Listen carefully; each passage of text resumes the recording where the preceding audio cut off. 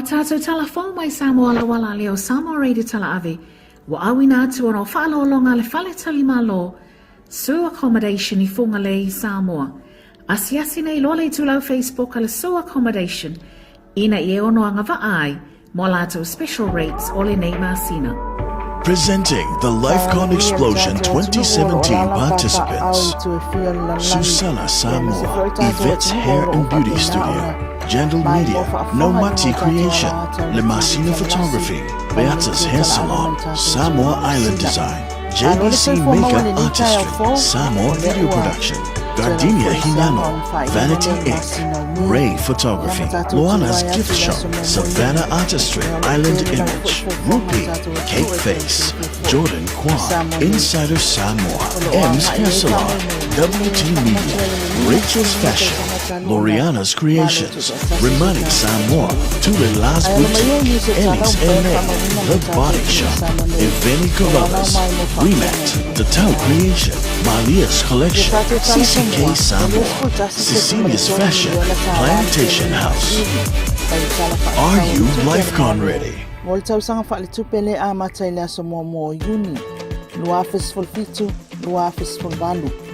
Peita ia se lauma le tolu, miliona Tala'Lasi no ngā tupe, o le a whaatino le malo, e whapaleni ele tala whaatau le tupe. E tu sama le valu se lau 5 ma le tolu miliona tala, tupe maua, e au fiai le ono se lau 4 ma le 5 miliona tala, o tupe i olo o fofua le malo, e maua mai la fonga ma sauwhanga.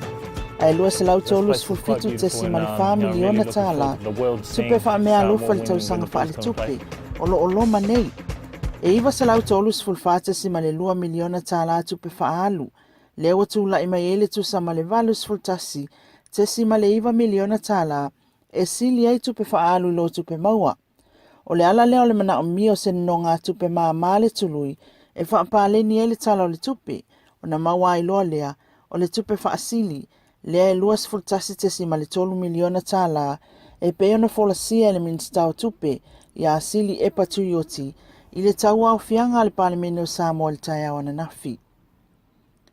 O se tasi o wha mama avenga o le tala wha atau o le tupe, o le lea ile o se siitanga le la fonga o le VAGST, e le ngata ilea, ai wata ua fo ile liminsta, o ye se fuafuanga I wha mama la fonga, I lunga o ila atau e la iti totongi, wha apea tupe maua, ma ila atau e whaipisi nisi tu ma oti.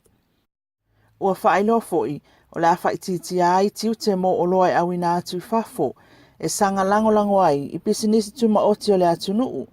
O wha ata ati atu nei la le tala wha le tupele nei le komite o tupe ale palemene, ma o sana li poti, ma fautuanga, e a ona folasia I lumo le laulau a fono, pe atu e taliu mai le palemene, a ele imai ale masina o Juni.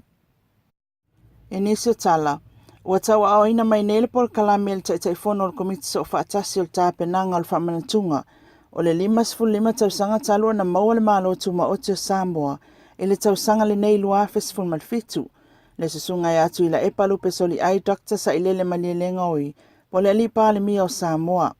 O le pol kalame wa ato whaina ile asolulu le asotolus fultasi o mei, ile ono ile afiafi, o le awhataunu ina se whai ngā lotu, e te talaloa I inai sauni ngā umol tutu atasi, I le malu wha epko pō Maria Immaculata I mulivai. O le asitofi li tai au mai le 5 I le tai au, o le awhatulanga I solo I luma o le maota, o mata awhawhia me whaumuina muli no ule lua, I matangi ala lua. A mai aloa ona tō ai tau nuu malo wha alolungia, le au fia I le pale mi o le malo New Zealand ya Bill English, o le ulu o toke lau ya aliki whaipule si o Pili Perez. Whaapea ile ko wana o le malo Amerika Samoa ya lolo molinga, a tō fo I masui o le fono sui tofia. Whaapea ile fionga le ama malu le malo Samoa, le fionga ya tua tupota msese efi, malana masiofo, o na amatalia leo le sauninga, o le asisinga o le tufa alo leo. Whaapea ile malelenga ala na fionga le ama malu le malo, o na sisina e ai leo le tanga vai o le saolotonga o le malo Samoa, e le suiao le fionga ya tui male li whano vale e to aswala uvi le lua. Ama e alea, o na amatalia leo savali wha alo e pe o na masani ai, o savali whaitanga mai a onga tūlanga lua lea ua lautongi ai lea onga tūlanga lua tanu ngā manono, vai usu ma vai moso e so o ai. O loo iai le porkalame o whaafiafianga whaaleanga nuu, i le fo ima iai sina whaamalo stino le tae au, le whaafiafianga lea onga mtata ese Ioani Poseko, o le Siva Wesley College, ma le kolisi o malua fou, o le pese le fioanga o tanga i Savai, a e taualunga i le pese le fioanga o pia. O whaaloalonga maasani so o aia o le iwhaia ili sauninga, e tapu ni ailea whaamoe moe. O le Paul po le Siva mo le tuto atasi, o le a whaia ili a fiafilava o le aso, e pe ona tapena i aile asosio faltani malo i tono le atunuu. O whaatulanga mai, o le aso wharaile le aso lua uni luafes fun malfitu, o le aso malo o lo lea mo le atunu atoa, ili whamanatunga o lo na malo i tuto atasi, ai o le a fiafi o le aso, o le a ilo ai mo le taimi mua i lau whanua o Samoa, ua whaia mai i aise ulua i taalonga o le Super Rugby, le awa Auckland Blues, ma le Queensland Reds. O sa whailoa inga na wa ai aile malingi o lo i matau i lātou na avea matausala o Samoa, whapea fo i tausala o le Pasifika, a matamai le awhaiwa sa lau iwa sfulwono, i le tamaitai o Verona Baka, se i o mai le taimile nei, i le tamaitai o Brazila o Lano, na tā ua Verona. E peila wa o tātou wanga masani, ai ai se isi e pōpua ngātia, e aona a apa atu, e peila o lo lātou nau ta inga, o le whaamama ave ngātu ia mana mea apelu, le o lo ofeanga iei mati ngā o le mai o le kānesa. O le awha moe, o lo watu uwhaatasia i le EMD ma i lātou nei, se sa ilinga se leni fisosoani atua ia mana mea i o na tonga fitinga. Mo le sila fia, o mana mea apelu sa ave matausala o Samoa le luafe malitasi, sa pale mai fo i matausala o le Pasifika i saute, le ua whaingoa nei o le tausala o le Pasifika. O le tausanga luafe sfulfana mauai, wa afia mana mea i le kānesa o le susu, le ua fia ngai e lava o ia mawhainga tau lea ngase, na tā ua e lea tamaitai, ana le se anole alofa o le atua, e le to e mafuta le taimi nei, a to ai malona langona whaafetai, i le ai atu le fisosoani atu o la le lei nei o Samoa, o nei le o se tūlanga whaingofia lea afia o se ainga, ai mai se o se tangata i le mai o le kānesa. O le LifeCon o se whaamoe watu whaatasia, e le EMD, ma le talitonunga o tausala nei o Samoa, e manatu, o le abelo aso ai fo i le atunuu, e fisosoani atu ai tonga fitinga uma o mana mea. Peita ina tā ue mana mea apelu, o selini uma o le amawa mai, e whaonga i na ilo na ingoa, o le atu ina atu le asosio le kānesa Samoa.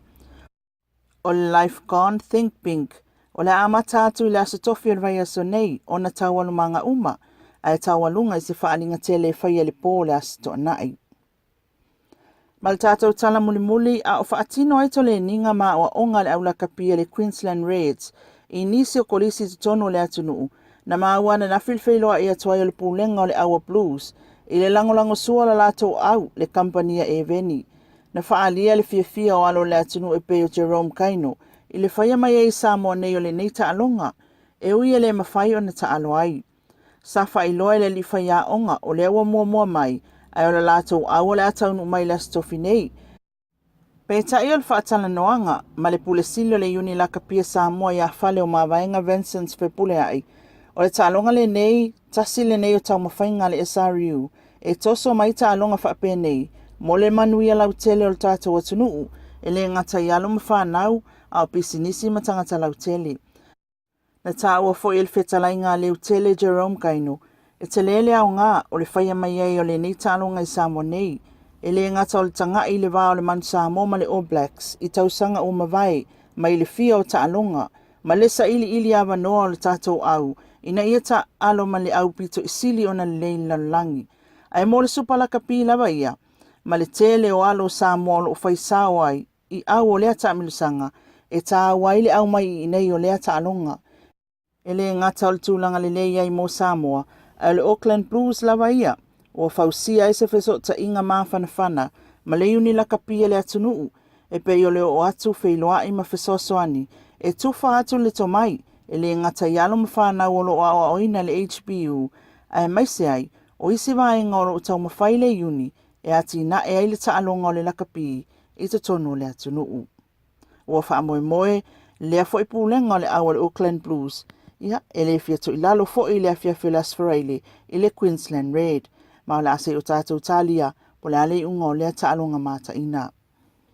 O a tātou tala ia mai le tātou atunu o le taia o nei, ia le langona o le a tātou toe whailoa i fo i le taia o muamua, le lo whamaleanga leo le atua e mo le nei taimi, manuia o fofuanga o le so, se fwaia.